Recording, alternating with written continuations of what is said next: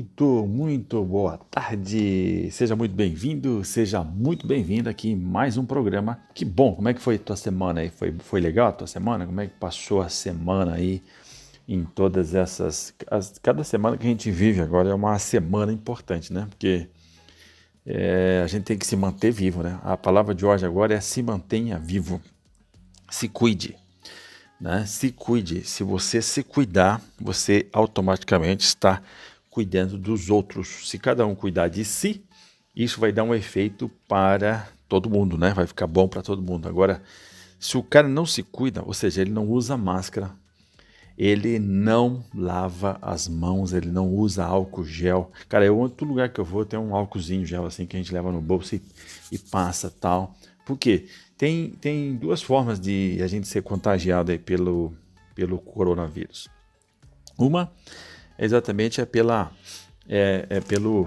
respiração que a gente faz, né? Quando a gente respira e expele o ar, o carbono, a gente respira o gás oxigênio, puxa pelo nariz, solta pela boca normalmente, né? O que acontece? A gente não vê, porque é minúsculo, é coisa pequena. A gente emite uma pulverização, assim, né? Uma pulverização. Só que a gente não vê.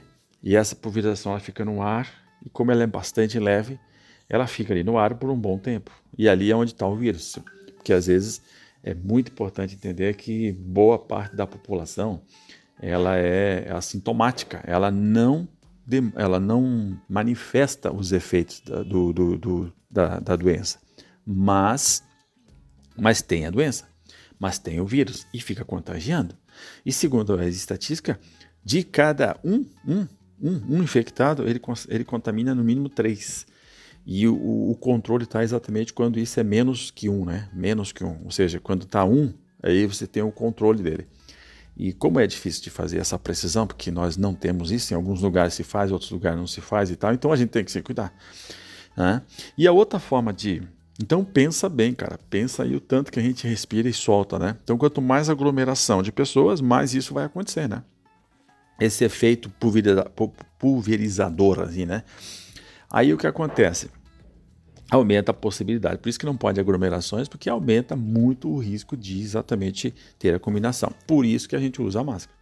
Para você não expelir e também não receber do outro, né? Então, se todo mundo está usando máscara, você já elimina essa parada. Mas ainda tem o fato de que a gente toca nas coisas. A gente usa a nossa mãozinha querida, a mãozinha toca nas coisas, a gente pega coisas, né? Presta atenção. O que você faz com a sua mão? Aonde que você coloca a sua mão, cara? A gente coloca a mão em tudo, a gente pega tudo, a gente toca tudo.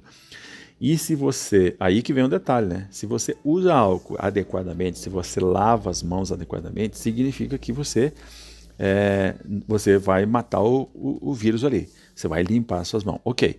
Quando você toca em qualquer situação que um outro tocou e não se cuidou, ou seja, você está correndo o risco de pegar o vírus por ali. E aí o que acontece? Normalmente, agora que vem um detalhe, essa mãozinha ela sempre passa no cabelo, no rosto, na mão, a gente toca na gente mesmo, vai dar uma coçadinha, coça o olho, aí acabou. Ou seja, da onde você tocou, pegou o vírus, leva para você. Ou o que você faz? Você pega e toca em outra coisa. Então você tem que prestar muita atenção nas portas, nos trincos das portas, no carro, aonde a gente coloca a mão é onde tem que passar álcool com frequência. Aonde tem circulação de pessoas que frequentemente tocam ali, é ali onde a gente tem que usar o álcool reiteradamente, repetidamente para se cuidar, né? A pandemia, ela vai se alastrar, essa crise da saúde pública, ela vai se alastrar por muito mais tempo. E o novo amanhã, o novo normal, pessoal, não vai voltar. Meus amigos, minhas amigas, guerreiro, guerreira, você tem que se conscientizar e pensar que, olha o que está acontecendo no mundo. Ou seja, o novo normal, nós vamos voltar ao normal? Não vai ser voltado ao normal tão cedo. Porque quem está na nossa frente não voltou ao normal ainda. E por que aqui vai ser diferente? Eu não sou nem a favor nem contra, não é nem uma questão política. Muita gente, hoje, tudo que você fala é ou é a favor ou é contra alguém, né? Então, o que acontece? Não se trata de ser a favor ou contra ninguém. Se trata de você ser a favor da sua saúde, a favor da saúde de todo mundo. É isso que a gente briga. É isso que a gente quer.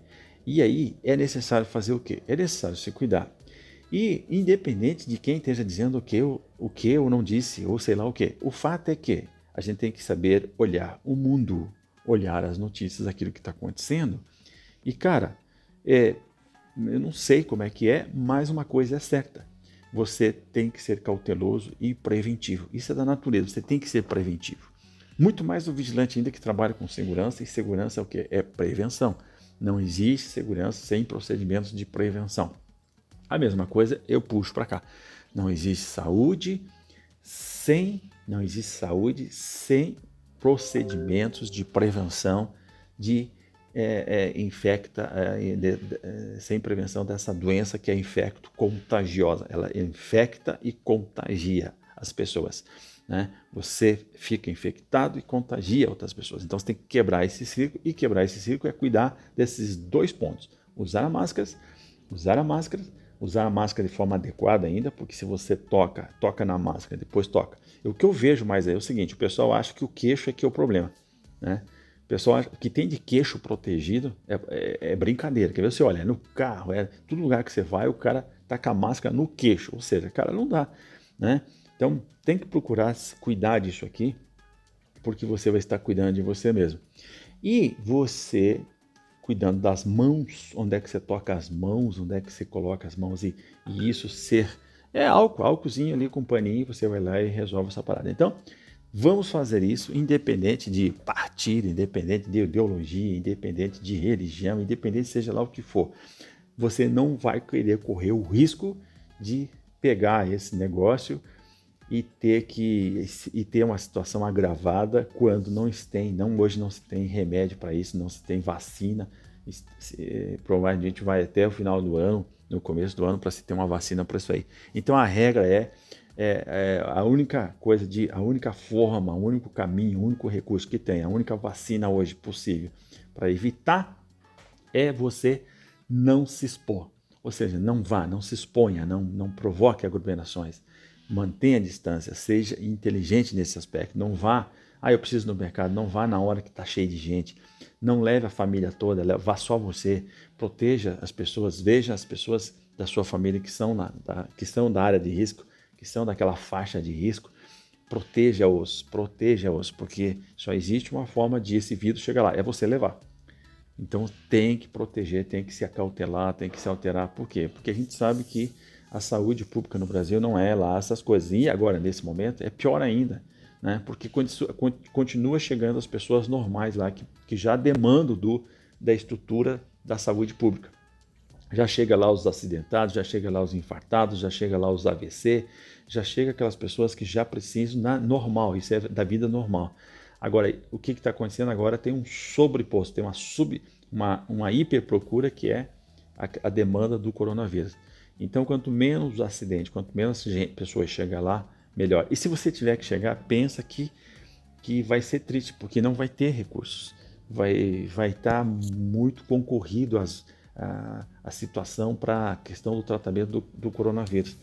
E pensa que mesmo que vamos imaginar que eu sou forte, eu sou jovem, eu não sei o quê. Cara, no Brasil a estatística é de que os infectados estão na faixa, a maioria, 43% estão na faixa. 43% dos infectados estão na faixa do quê? Estão na faixa dos 35 a 53 anos. Então é conversa dizer que, claro, que o idoso tem maior dificuldade, mas não é ele, tá ok? Então esse editorial de hoje, para a gente fazer o primeiro bloco aqui do nosso programa, do nosso podcast aqui, é para dar mais esse alerta aqui, para a gente conversar, refletir sobre a pandemia e sobre como a gente pode evitar, que Deus o livre, né? Vamos se benzer aqui, para que a gente não pegue essa doença, né? Para que menos pessoas sejam contaminadas e isso termine logo, para realmente sim, a gente voltar numa outra realidade mais tranquila, tá ok? Que bom que você acompanha aqui o programa, aqui a Hora da Cidadania.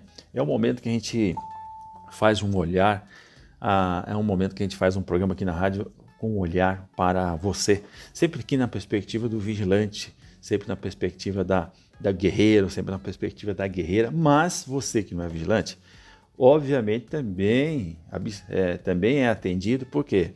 Porque a gente tem a mania sempre de olhar as coisas a partir dessa categoria, desse segmento.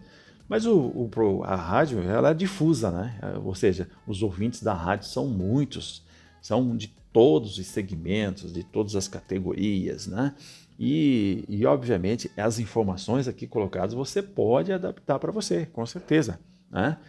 Você pode, as informações elas são de caráter difuso, né? Não existe uma coisa que sai só para o vigilante. A gente é que faz uma leitura a partir da realidade do vigilante, tá?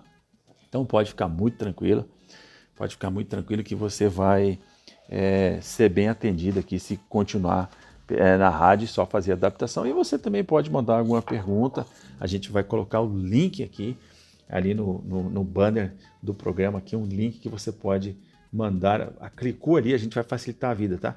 Clicou ali, você já vai entrar aqui para fazer a pergunta, já pode mandar a sua pergunta que eu vou te responder, tá? Alguém da minha equipe que vai te responder na hora que você faz, sempre no horário comercial, obviamente, né? O cara meia-noite do sábado vai mandar uma pergunta, daí não dá. Outro dia o cara mandou uma pergunta aí, vocês não responderam, reclamou para cara, sábado, 11 horas da noite, não dá, né? Tem horário comercial, que a gente vai estar sempre alerta, ligado ali, tá? Pessoal, guerreiro, guerreira, e você que também não é guerreiro, guerreira, não é vigilante, mas tá ouvindo o rádio aqui, tem uma notícia boa, eu diria, né?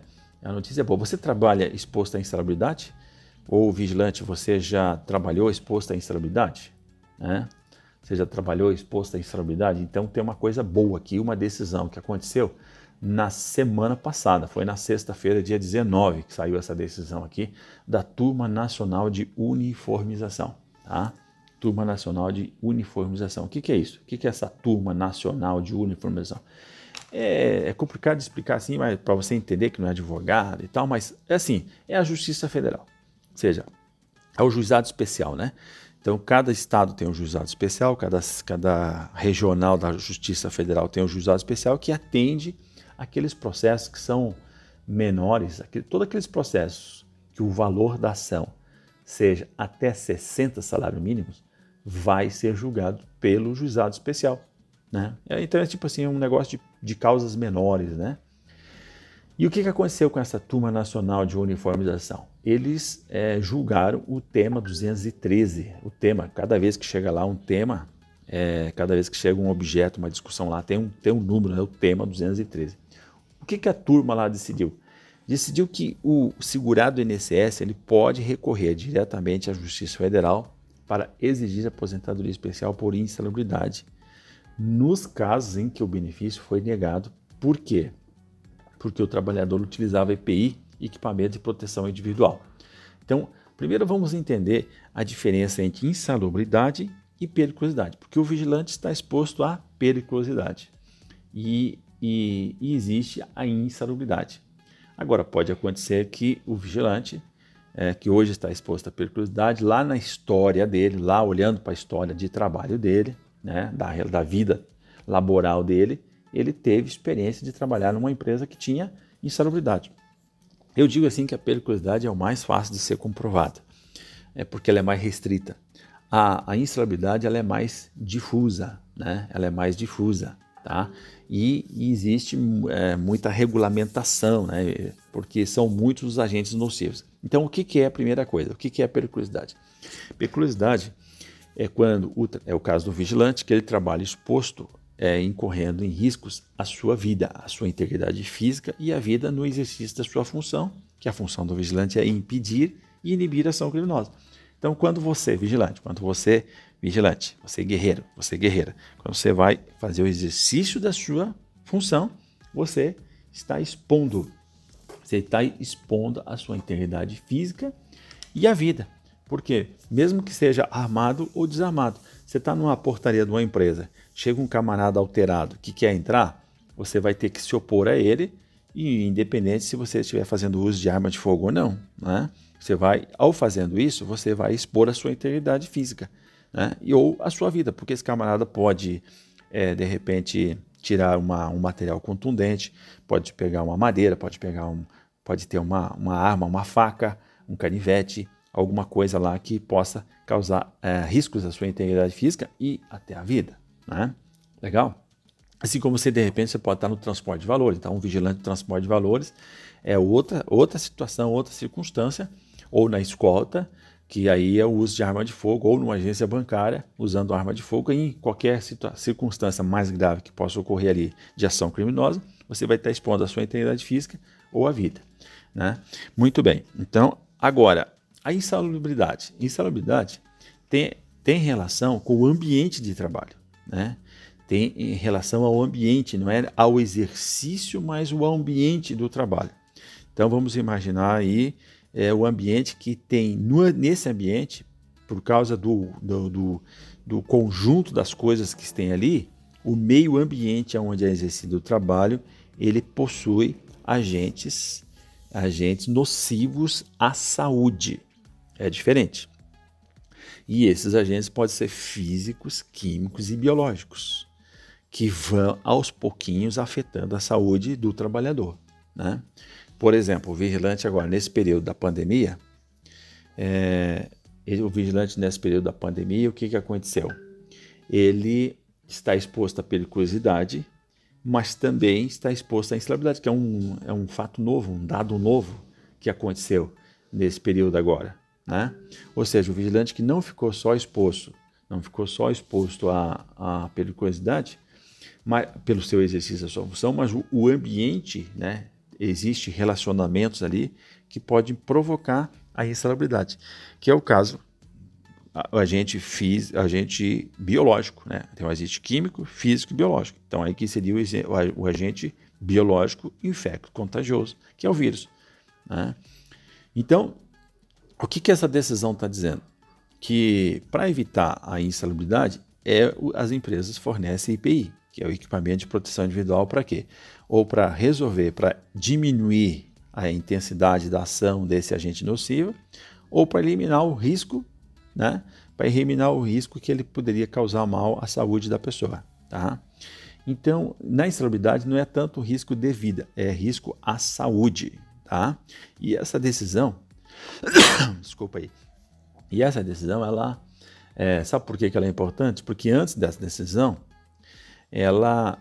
alguns juízes têm uma cabeça assim que se ele pode complicar, por que ele vai facilitar essa cabeça do juiz?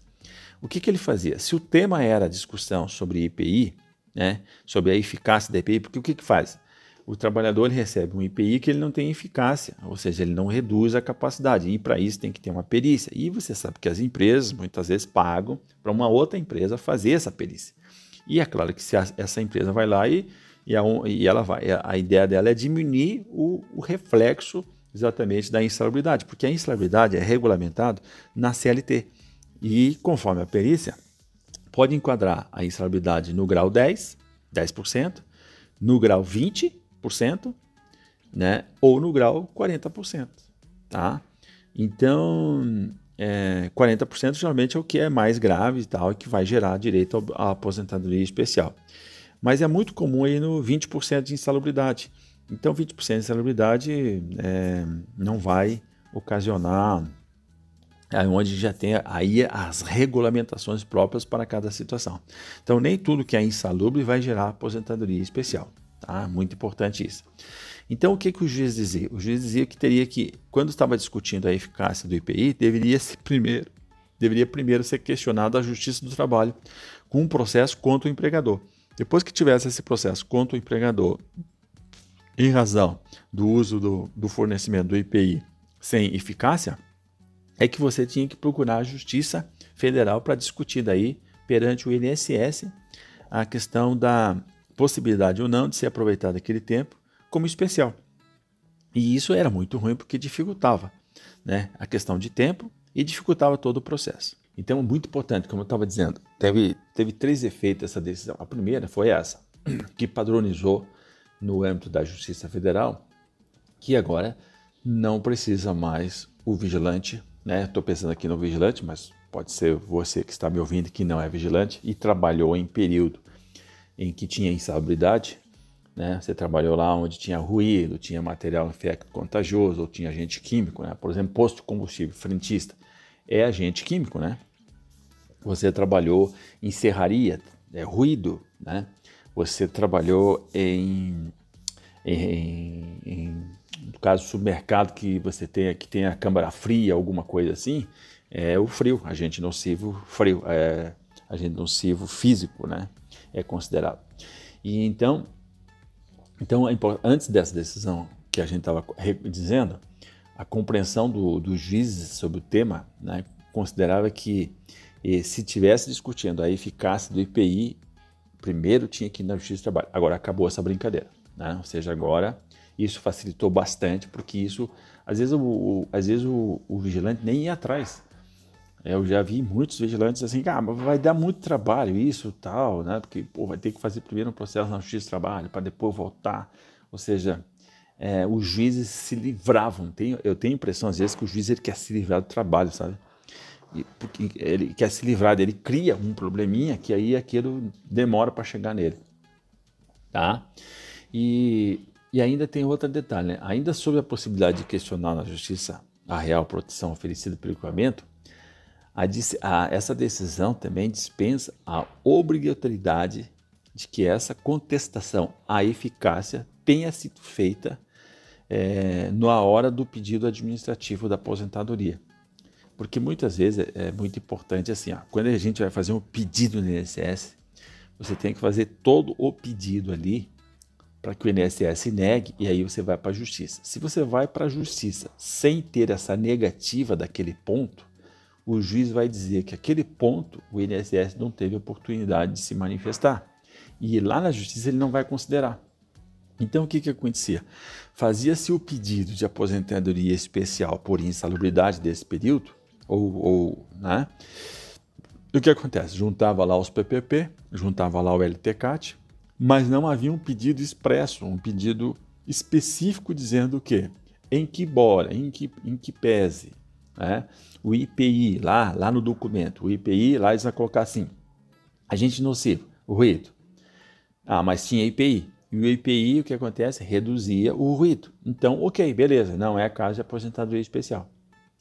Então, teria que fazer um pedido específico para contestar a eficácia daquele IPI. E, obviamente, o INSS teria que fazer o quê? Uma busca, ele teria que fazer uma perícia para verificar aquilo. Isso está previsto em lei. Ele faz isso? Não faz. Então, por isso que você tem que pedir que ele vai negar. Aí, quando você vai para a justiça vai olhar que tem aquele ponto e vai marcar, e vai determinar uma perícia. O juiz vai determinar um perito judicial que vai exatamente resolver aquela questão. Tá? Se não tem esse pedido, né? Agora o que aconteceu? Essa outra coisa boa. Ou seja, não há necessidade, né? Não há necessidade, é bom que faça, mas não há necessidade. Se não tiver, não vai ser prejudicado. Se não tivesse pedido essa contestação na via administrativa, quando faz o pedido de reconhecimento ou da aposentadoria lá na INSS, se não for feito isso, não vai ter problema, porque você pode questionar isso lá na inicial, tá? Lá na inicial, quando a gente faz a inicial, que eu digo que quando a gente faz o pedido da petição lá no INSS, tá certo? Aí ela pode, a justiça mesmo pode ali pegar e apreciar e já determinar, tá? Tô me atrapalhando um pouquinho aqui, mas tranquilo, né? Acho que ficou bastante claro, né? E ainda tem um outro negócio, tem um outro ponto importante aqui, que é o quê? Digamos que o juiz determine o perito vai lá fazer a perícia, né? E mesmo assim, se paire uma dúvida, né? Se paire uma dúvida aqui, se realmente a eficácia do IPI na redução dos danos e riscos à saúde e à vida do empregado. Então, se tiver dúvidas, né? Porque o que acontece? O INSS vai apresentar, o juiz vai nomear um perito, o perito vai lá, vai fazer a perícia, vai trazer, o juiz vai decidir, cara, tem uma dúvida se realmente o IPI é eficaz ou não. Aí que ficou uma coisa legal, porque se tiver dúvida, aí o juiz vai decidir em favor do trabalhador. Existe no direito penal uma máxima que se fala, né, no penal, que diz assim, na dúvida, se foi culpado ou inocente, na dúvida sempre é pro réu. Ou seja, se tem dúvida, não ficou comprovado se a pessoa fez ou não fez o crime e coisa e tal, o que faz? Na dúvida, não tem prova, não tem elementos suficientes, foi debatido, foi discutido, tem dúvida, então decide-se pro réu, absolve-se o réu. Ninguém pode ser condenado na dúvida. Para condenar alguém, tem que ter todos os elementos ali, tá? E aí o que acontece? Esse parâmetro foi trazido, então, agora para a questão dos juizados em relação à questão do uso de IPI, e isso foi muito bom, tá? Então, essa é uma decisão que simplifica, né, esse julgamento, porque ele cria critérios mais objetivos para o juiz apreciar, e isso vai ser muito legal, muito bom, tá? Como eu falei, para você entender, a maioria dos processos corre no juizado especial, porque eles são responsáveis para aqueles processos que seja inferior a 60 salários mínimos. Hoje estaria 62.700. Então, quando a gente vai fazer um processo, a gente tem que estimar o valor da causa e quando o valor da causa fica abaixo desses 62.700, a gente entra com o processo na justiça, no juizado especial. Legal? Então, isso é muito importante. Agora, o que você deve fazer, tá? O que você deve fazer? Você que está me ouvindo, qual é a importância disso? A importância disso é o seguinte, é que você tem que prestar atenção. Você tem que prestar atenção de que agora, tudo que você pensar em relação à aposentadoria, você tem que fazer sempre tendo a data do dia 13 de novembro de 2019, foi quando houve alteração. Então, tem uma regra que funciona antes do dia 13, que foi quando foi publicado aí a nova reforma. Então, a gente diz assim, até o dia 12, né, que é um dia antes. Então, tu pensa assim, que até ali a aposentadoria especial era de um jeito. Então, você que é vigilante, que tem o tempo de vigilante e que você trabalhou como insalubridade, então agora é o momento de você olhar para a insalubridade para ver quanto tempo de insalubridade você tem, para somar com o tempo especial para ver se fecha os 25 anos. Se fechar os 25 anos, aí até o dia 12 você vai ter direito à aposentadoria especial. Como é que é o direito à aposentadoria especial? Você vai ter que juntar o pedido para reconhecer a insalubridade, juntando os PPPs, juntando o LTCAT, juntando as demais provas indicativas de que esse período você estava exposto a agente nocivo à saúde, né? E o tempo da vigilante, que a gente já sabe que é a periculosidade que vai ser negada. A periculosidade do vigilante, eles vão negar. E você faz esse pedido. Mas o importante, sim, somando os dois, fecha 25? Fecha, beleza. Até o dia 12? Ok, fechou. Vai ser o céu. Por quê? Porque a aposentadoria especial é aquela que você vai ficar praticamente ganhando o que você ganha agora se você sempre foi vigilante, né? Porque é pegado sempre a média. Como é que calcula isso? É pegado a média dos últimos, desde julho de 94 até agora, pega-se até dia 12 de novembro de 2019, e aí descarta as 20% menores, aproveita as 80 melhores. Então, a aposentadoria especial nessa condição é a melhor de todas. É o céu na terra, porque você vai ganhar, não tem aplicação do fator previdenciário, não tem o requisito da idade, e você vai ganhar muito próximo ou igual o que você ganhava quando estava trabalhando, quando você estava na ativa, né? Se você sempre foi vigilante, então você sempre tem aquela média salarial, vai ficar aquela mesma média salarial ali. Esse é o primeiro ponto importante de você fazer esse olhar para somar insalubridade com periculosidade. Quando não fecha, aí é o que eu vou falar aí no próximo bloco. Então a gente já fechou o efeito dessa decisão, que pode facilitar você pegar a insalubridade, somar junto com a periculosidade, para ver se fecha os 25 anos até o dia 12 de 11 de 2019. E aí vai ser o melhor de tudo. Melhor situação, melhor condição, tudo melhor, né? Agora, depois da reforma da Previdência, aí alterou. Após a reforma, aí mudou, tá? Há um único cálculo para apuração do valor das aposentadorias INSS, que eu vou falar daqui a pouquinho, tá? A aposentadoria especial deixou, portanto, de ser automaticamente integral. Aí ferrou tudo, tá? Como é que é feito o cálculo? tá? Como é que é feito o cálculo aqui da aposentadoria? O homem que completa. Antes de falar do cálculo aqui, eu vou te falar por que é importante também juntar esse período de insalubridade, mesmo que você não feche o tempo, mesmo que você não feche o tempo de 25 anos agora, tá? Mesmo que você não feche. Pedrosa, eu não vou fechar o tempo de 25 anos. E aí? Mesmo assim, é importante você fazer esse trabalho de você olhar e verificar todas as situações, todas as condições que você pode ter a insalubridade, porque isso vai te ajudar na regra de transição que está sendo discutida lá no Senado em relação à aposentadoria especial, tá? Porque alterou a forma agora da aposentadoria especial, né? Então mudou a forma da aposentadoria especial. E agora tem o critério da idade ou tem a critério de ponto. Então veja bem, 60 anos, mesmo a aposentadoria especial teria que ter 60 anos. Ou 86 pontos, que é somar a sua idade com o tempo de trabalho. E tudo isso é ruim, né? Tudo isso é ruim. Então tem uma regra de transição que está colocada lá na proposta, lá no Senado, porque agora está tudo parado. Eles só estão votando matérias que sejam relacionadas à questão da pandemia. Então agora está meio prejudicada essa discussão, mas ela vai voltar.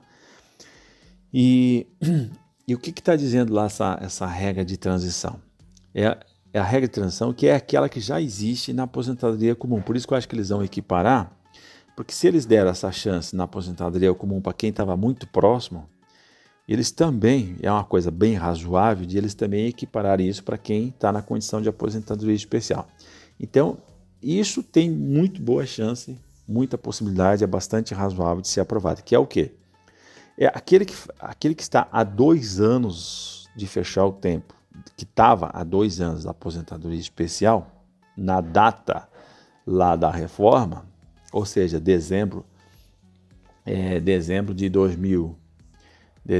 novembro de 2019, lá 13 de novembro, quem estava lá na época, tudo tem que ser relacionado à data da mudança. Então, se você estava há 2 anos, você está dentro dessa regra de transição de 50%. Ou seja, se você estava lá com o vigilante, né, estava com 23 anos, se você também tiver se você tiver de outra categoria, de outro segmento, por exemplo, o cara é médico, o cara é dentista, o cara é frentista, o cara é motorista, ou seja, uma outra situação, eletricitário, qualquer outra situação que seja de aposentadoria especial, trabalha em um lugar que tenha ruído, é profissional da área da saúde, é profissional da área da alimentação, que trabalha exposto a ruído, exposto a material infecto-contagioso, né, pessoal da área sanitária, da área da saúde veterinária, ou seja, essas áreas são áreas que têm insalubridade e se enquadram na maioria, estou falando muito aqui da aposentadoria de 20 anos, né? Porque aquela de 25 anos, porque é a mais comum, a mais normal, mas tem também a de 15, tem também a de 20. Mas eu que estou focando na de 25. Então, o que acontece? É muito importante você olhar porque vai ter essa regra de transição. Então, se você estava lá com 23 anos, o que acontece? Você vai trabalhar mais 3, né? Vai trabalhar mais 3 porque vai trabalhar mais 50% do que está faltando. Se você estava lá com 24 anos, então você vai trabalhar mais 2, que daí tu está na regra de transição, que é onde vai dar a aposentadoria especial, que vai fugir da regra dos 86, dos pontos de 86 pontos, e da idade de 60, né? Porque nessa regra de transição não tem a idade, tá? Não tem a idade, tá ok? Então você veja o tanto que é importante você olhar para a insalubridade. Se você tiver qualquer tempo de insalubridade, é importante fazer esse cálculo, fazer essa abordagem ali, tá? Então, agora, sabendo disso, então nós vamos ver então como é que é feito o cálculo. E aí que cagou tudo, desculpa, né? Desculpa, saiu aqui, mas não tem problema. Ó, agora é que melou, né? Agora que melou. Por quê? Porque a forma de calcular é a mesma. Essa forma de calcular os benefícios, ele já está sacramentado. Como é que faz? Tá? Então, como é que é feito o cálculo? O homem que completa o tempo, como é que vai ser feito? Digamos que fechou ali os 25 anos, fechou os 26, fechou os 27. Então, o que você vai fazer? vai ser pegada a média das contribuições desde julho de 94 até o momento do pedido. Não vai ser descartado as 20% menores, vai ser pegado 100% e só aí você já perde. Só aí já há uma perda que, conforme as suas contribuições, essa perda vai de 10, essa perda aí vai de 10 a 30%, a 20%. Por quê? Porque esse descarte depende do como é que é o teu histórico aí dos últimos 27 anos. Né? Eu estou considerando desde julho de 94 até agora, então já daria aí mais ou menos aí 27 anos mesmo, né? Praticamente 27 anos. Eu estou considerando julho de 94 até julho agora que nós estamos, fecha os 27 anos, tá? Então, conforme, olha, dá uma olhada para trás nos teus 27 anos, nas 27 anos de contribuição e tu vê, se tu sempre manter a mesma média, tranquilo. Se você teve médias abaixo, aí isso vai te prejudicar, porque vai jogar a média para baixo. Então, só ali você já perde. Depois, o que acontece? Em cima dessa base é aplicado o redutor, tá? É aplicado um redutor, tá? Do que? De 60%. 60% dessa média, né, em cima desse cálculo, dessa somatória desde julho de 94 até o momento que faz o pedido, é aplicado um redutor de 60%. Para melhorar um pouquinho, o que é feito? É acrescido 2% por ano a mais dos 20 anos de trabalho para o homem e 15 para as mulheres. Então, trabalhou 15 anos, a mulher trabalhou 15 anos, acima de 15 anos é contado mais 2%. E o homem, a cada de 20 anos, conta-se 2%.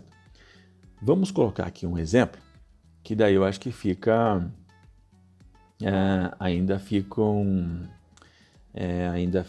mais fácil. Um exemplo fica mais fácil de você entender essa coisa que eu falei aqui, tá? Então vamos entender assim, um vigilante com 28 anos de tempo de serviço na vigilância. Digamos que sua média ali de 100% das contribuições tenha ficado em R$2.000, que já é assim, cara, já é considerado ótimo. Ou seja, praticamente é a mesma coisa que ele estava ganhando quando estava trabalhando. Eu estou colocando assim uma média nacional, tá? Porque, por exemplo, eu sei que na Bahia o vigilante tem como piso salarial não dá R$100 a mais que o salário mínimo. Então você aplica 30% disso, mais um adicional, mais uma interjornada, o cara pedala e não chega nos 2. Mas vamos considerar 2 aqui para a gente entender o cálculo. Se for menos, você mesmo pode fazer esse cálculo e aí você vai dizer assim que vai ficar ruim para caramba. Ah, você mesmo pode fazer essa base aí, né? Então, nessa base de 2.000 que deu de média, é aplicado um redutor de 60%, acrescido de 2% por ano trabalhado a mais que os 20. No caso aqui do vigilante, que trabalhou 28 anos, foi 8 anos a mais que 20, que vai resultar em 16%. Então, você pega os 60% mais o 16%, vai ficar um percentual de 76% que eu aplico em cima do R$2.000 e vai fechar aqui, né? Estou fazendo aqui, vai fechar em R$1.520. E aí você pode brincar, né? Você pode brincar aqui como é que você faz esse cálculozinho aqui. Você veja quanto tempo você vai trabalhar a mais do que os 20 se for homem e 15 se for mulher. E aí aplica em cima da média que tu imagina que vai dar aí o teu cálculo contando desde julho de 94 até novembro de 2019. Ou pode passar, né? Aliás, desculpa. Essa forma de cálculo aqui é o que passa depois, tá? Essa forma de cálculo aqui é o que vai valer para todos os benefícios, tá? Então isso é ruim pra caramba. Muito triste, não é mesmo? É muito triste mesmo. Então por isso que eu digo que você tem que olhar muito para fugir dessa regra aqui, tá? E fugir dessa regra para ver se enquadra na regra anterior. Legal? Hoje falando aqui sobre a decisão da Turma Nacional de Uniformização, que facilitou 3 pontos aqui para quem discute na Justiça, para quem discute com o INSS, a questão da eficácia dos EPIs, que é a briga que tem em relação à insalubridade, né? Porque a gente sabe que os EPIs que são fornecidos, os equipamentos de proteção individual, eles não são de qualidade e eles não são capazes de elidir ou diminuir, ou reduzir ou eliminar totalmente os efeitos nocivos à saúde do trabalhador. E sempre tem muita polêmica porque a empresa que contrata uma terceirizada especialista em fazer essas análises de segurança do trabalho, e é eles que fazem o laudo técnico das condições de ambiente de trabalho e sempre fazem pró-empresa, né? Sempre fazem pró-empresa, e isso vai dar um problema exatamente lá na frente quando o vigilante, quando o trabalhador vai buscar aí o enquadramento para ter aposentadoria especial ou não, é onde vai dar um problema. E por que as empresas elas fazem de tudo para se livrar de pagar a insalubridade ou de gerar aposentadoria especial? Você não sabe, mas eu vou te contar agora. É que as empresas, elas também, de um outro lado, elas estão dentro de um ranking que é chamado de FAP, que é o fator acidentário previdenciário. Ou seja, aquelas empresas que mais geram aposentadoria especial, elas têm uma alíquota maior de recolhimento de imposto, de contribuição para o INSS. E essa alíquota, ela, conforme é a categoria, conforme é a atividade, né, elas têm um enquadramento. Por exemplo, da segurança privada, ela paga uma alíquota maior de 3% pelo risco dela, né, que pode ser de 1, 2 e 3. Em cima desse risco 1, 2 e 3, ele pode ser aumentado mais ainda. Então, e isso é feito conforme o FAP, né? E isso é feito, então, conforme o enquadramento. Então, a empresa quer se desenquadrar sempre para pagar menor, né? Pagar menos impostos, pagar menos contribuição social. E por isso que, então, eles fazem isso, tá? Então, é uma coisa para baixo. Como não existe fiscalização, aí quem paga a conta geralmente é o trabalhador. Muito bem, então espero que você tenha entendido. Se você tiver alguma dúvida, não tem problema, porque a gente vai colocar um link aqui no banner da chamada aqui do programa da Hora da Cidadania. Tem um banner ali que a gente vai colocar que mande a sua dúvida. Tá? Então manda a sua dúvida, você vai clicar no link, ele vai mandar a sua dúvida e eu vou responder para você. Tá legal? Pode ser assim? Então, aqui é muito rápido, aqui é muito, né, às vezes não vai gerando dúvidas, porque a gente joga aqui uma informação que ela é difusa, ou seja, ela é um chapéu e às vezes esse chapéu não cabe na sua cabeça, né? Às vezes é muito rápido, você também não entendeu. Tranquilo, não tem problema nenhum. Essa é a nossa função, né? A ideia aqui exatamente é que a gente te responda, te esclareça. Então você pode mandar formular a sua questão ali nesse link e aí a gente vai te responder. Legal? Muito bem. Agora eu quero, nós estamos já no último bloco, eu quero só te pontuar uma coisa muito importante também, que o INSS vai retomar as perícias médicas a partir do dia 13 de julho. Essa é a promessa. Só que é o seguinte, conforme a região, conforme o local, conforme a situação, a agência não vai abrir, porque o que eles estão prevendo é que vai abrir aí 60% das agências, conforme a localidade, conforme a cidade, conforme está o controle da pandemia, isso vai acontecer. E a prioridade da agência é atender exatamente quem? Atender as perícias que estão represadas de auxílio-doença. Porque nesse período aqui, quem pediu o auxílio-doença pediu pelo meu inss.gov.br e o INSS antecipou o valor de um salário mínimo, porque não tinha como ele fazer a perícia, e essa perícia era feita online. Ou seja, ele ia lá e olhava, o perito do INSS pegava e analisava o atestado médico. Pegava e analisava o atestado médico, e esse atestado médico teria que ter o quê? A descrição da doença, o código internacional da doença, o tempo estimado que a pessoa tem que se afastar para o tratamento e a identificação do médico, obviamente. E o que aconteceu? Isso até relativamente funcionou. E agora o INSS agora vai chamar, obviamente, esses que estão nessa fila para fazer essa perícia. Por quê? Porque às vezes, por exemplo, o vigilante ganha mais que o salário mínimo, né? Se você ganha mais que o salário mínimo, significa que você deveria receber mais que o salário mínimo de auxílio-doença. E você está ganhando o salário mínimo. Então, o primeiro mês, tranquilo. O segundo mês já começa a dar um problema. O terceiro mês já deu problema mesmo. Porque você tem a vida organizada em torno daquele valor. E quando esse valor não vem, você reduz a tua condição da qualidade de vida, porque começa a comprometer a subsistência. Ainda mais considerando que a pessoa está doente. Ela precisa de remédio, precisa de médico, precisa fazer o tratamento, precisa fazer exame, precisa fazer um monte de coisa, e aí não tem, né? Precisa pagar o seu aluguel, pegar a subsistência da família e tal. Então, por isso que o INSS vai dar uma rapidez em atender essas pessoas. Agora, tem um detalhe seguinte, ou seja, isso vai demorar também, porque tem muita gente e vai ter que... E por isso que é importante, primeira coisa, o que você deve fazer é analisar a tua situação e já agendar pelo 135, agendar aí a sua perícia.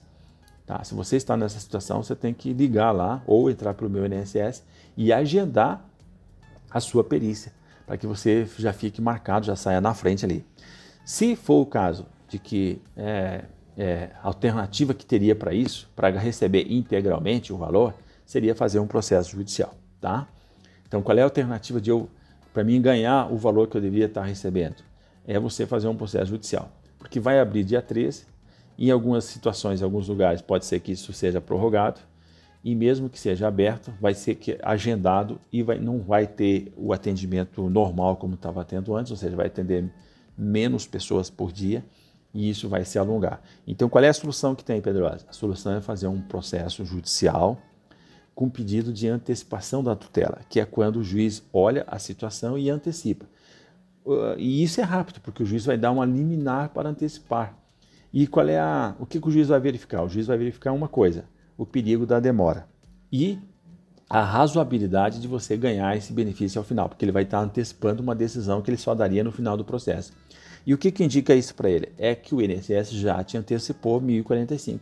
Para o INSS fazer isso é porque ele já analisou o seu atestado médico, já analisou os seus documentos que você juntou lá, né, online, lá no processo. E aí o juiz, com base nisso, com o perigo da demora, porque você já está doente, precisa de tratamento, claro que precisa comprovar isso para o juiz, né? Que você está em tratamento, tem essa doença, que você está capacitado para o trabalho e que você ganhava lá mais que o salário mínimo, R$ 1.500, R$ 2.000, vigilante nessa faixa aí, R$ 2.000, R$ 2.500, se for um vigilante de transporte de valores aí é mais ainda, né?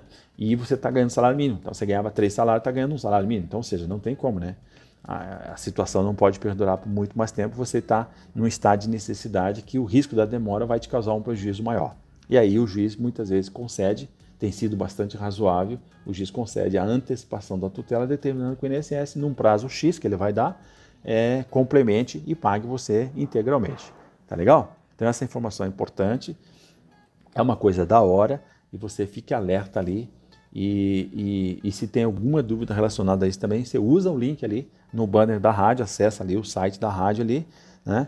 E você vai poder usar o link e manda a dúvida para mim que a gente vai ver. Se você está escutando o podcast, então você vai na descrição ali do vídeo aqui no YouTube e manda para mim ali a sua dúvida que a gente vai te atender. Legal? Muito bem, estamos nos últimos momentos aí do programa. Espero que você tenha gostado, espero que você tenha entendido e desejo para você aí já estamos terminando o mês de junho, o próximo programa já vai ser julho. Eu te convido para a minha live aí no dia 2, que é na quinta-feira. Vamos falar um negócio importante. O tema vai ser vigilante, né? 5 pontos para você mudar de vida.